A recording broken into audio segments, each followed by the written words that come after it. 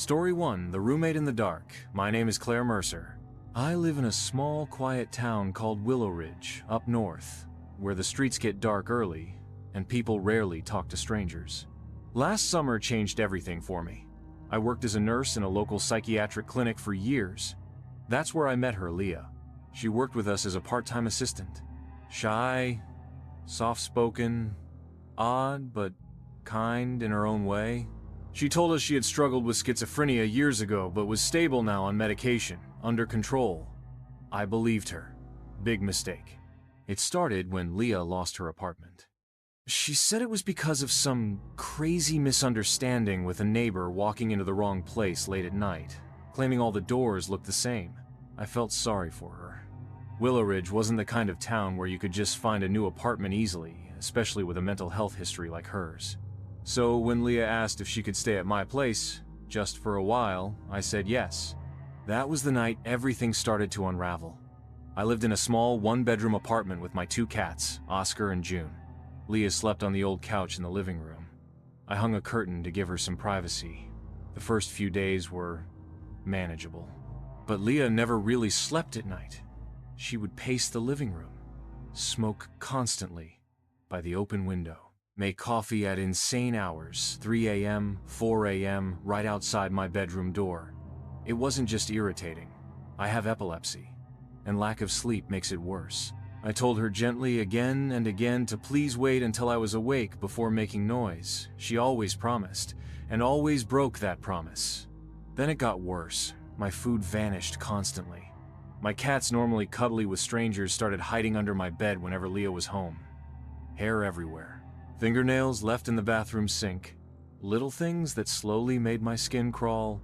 One morning I noticed my grandmother's old copper pot, the only thing I had left of her, burned black and abandoned on the stove. She didn't even apologize. I cried over that pot.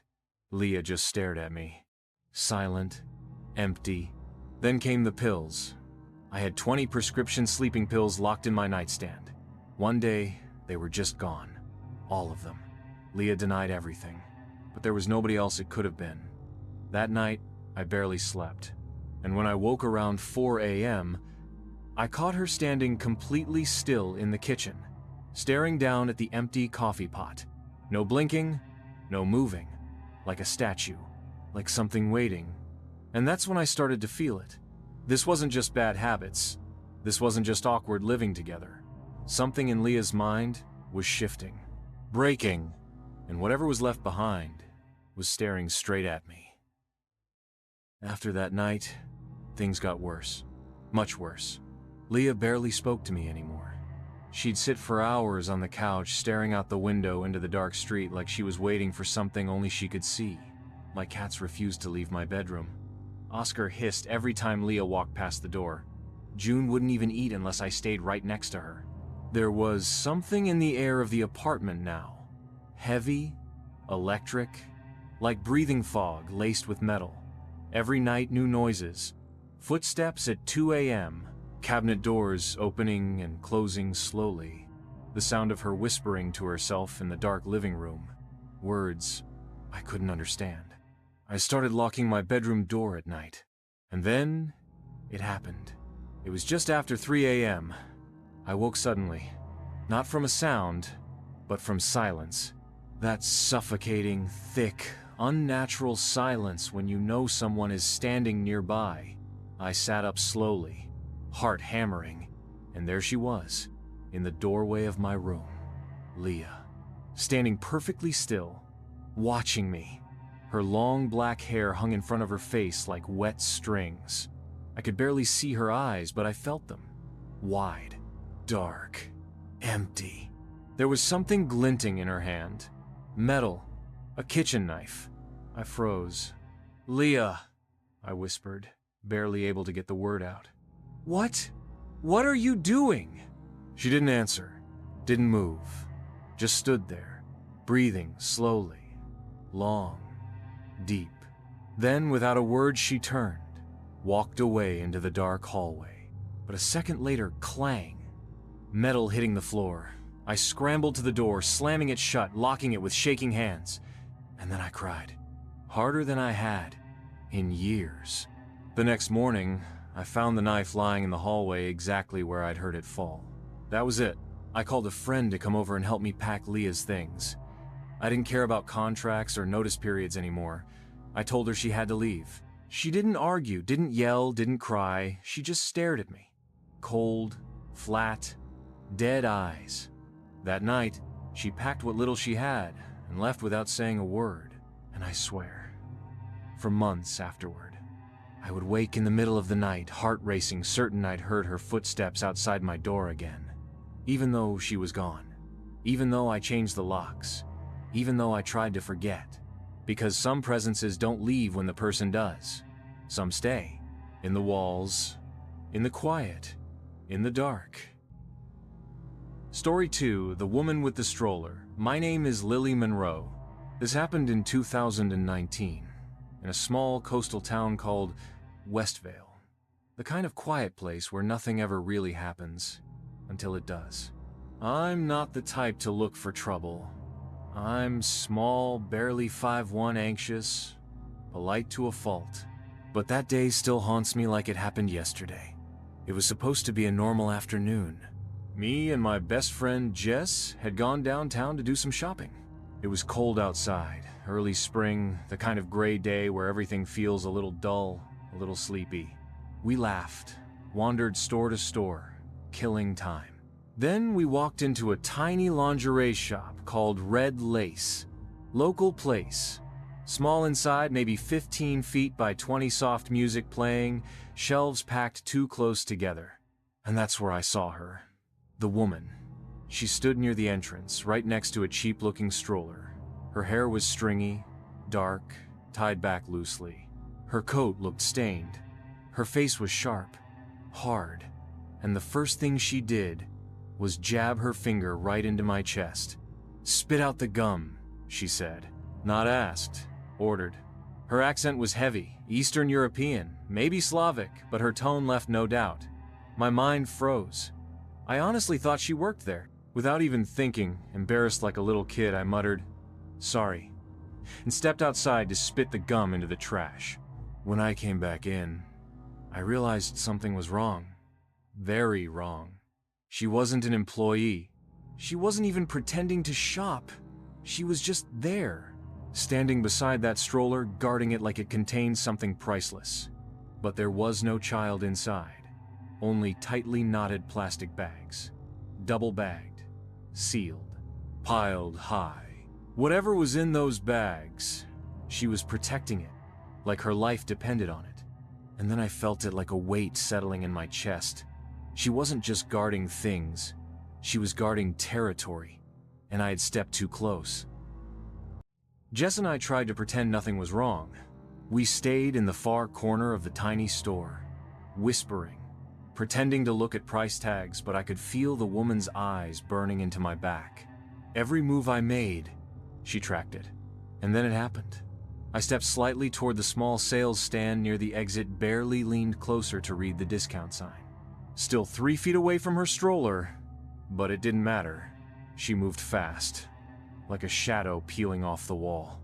She lunged around her stroller, reached me in 2 steps, and slapped me straight across the face. Hard.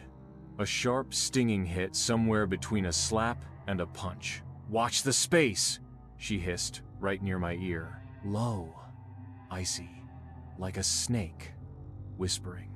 My heart stopped. I just stood there, frozen, humiliated, whispering the dumbest thing imaginable. "I'm sorry, sorry," to the woman who just hit me. Jess's face drained white. Without thinking, I grabbed her hand and pulled her toward the back of the store, behind a low dividing wall where some of the adult items were displayed. We crouched there, hidden from view, breathing in shallow, terrified bursts. Neither of us spoke. Neither of us moved. Minutes passed. Jess peeked over the wall. "She's gone," she whispered. "I didn't believe it. I couldn't believe it." The fear wasn't fading, it was sinking deeper into my body like cold water. Was she really gone? Or was she waiting just outside around the corner? Eventually, we crept toward the register. The girl working there, maybe 19, just a kid herself, leaned toward us and whispered, "She's been in here for over 30 minutes. What did she say to you?" I told her everything. Her eyes went wide. If I'd seen that, I would have called security. I'm so sorry. I just shook my head. It's okay, I lied. It wasn't okay. We paid and left together slowly, scanning every corner, every doorway, every shadow near the store. The street outside felt empty. Too empty. I don't even remember the bus ride home, but that night, and every night, since I wonder what was really in that stroller. What could make a stranger guard it like that?